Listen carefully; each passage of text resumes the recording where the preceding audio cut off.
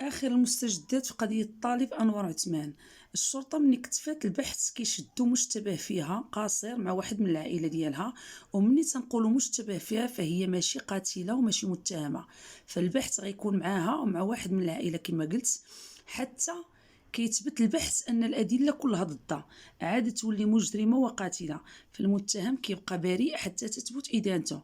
حيت كاين شي قنوات الله يهديهم غير داوين حشومه.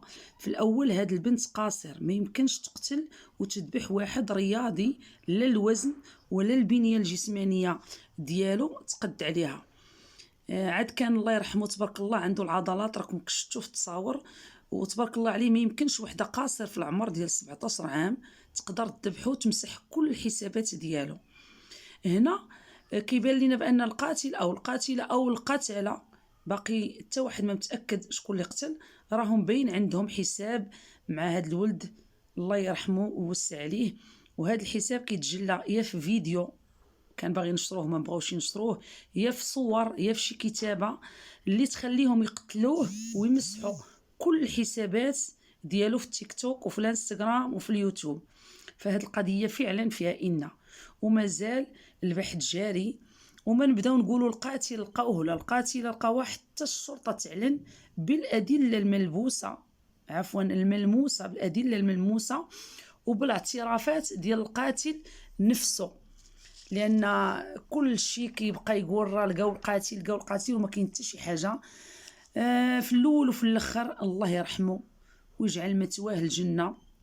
والقتل او عفوا القاتل لازم خاصو يطبق فيه الاعدام، لان مادام هاد الاعدام ما كاينش في بلادنا فغادي نبقاو دائما نسمعوا بحال هاد الجرائم. غير الله يحفظنا ويحفظ وليداتنا ويحفظ بلادنا، وكنتمناو يلقاو القاتل عما قريب او القتله او القاتله. احنا باقي ما متاكدينش بان هذيك البنت هي اللي قتلت، لان كما قلت لكم ما يمكنش تقتل وهي مازال عندها 17 عام، ماشي ما تقدرش تقتل في هذا العمر، غير بالنسبه للمقارنه مع البنيه ديالو فهي ما تقدرش عليه بوحدها. والمهم كنتمناو يلقاو عما قريب ويبردوا يعني نار الام ديالو مسكينه الله يصبرها ونار المجتمع كله، لان هذه ولات قضيه راي عام.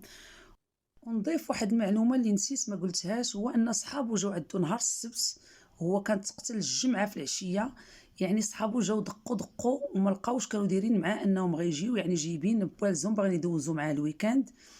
فالله اعلم الله اعلم والله اللي عالم اشنو كاين، مازال ايام غادي كفيله باش توري لنا وتبين لنا الاحداث. فهاد صحاب واش بصح كانوا عارفينه ما كاينش او مقتول او الله اعلم. واستودعكم الله الذي لا تضيع ودائعه.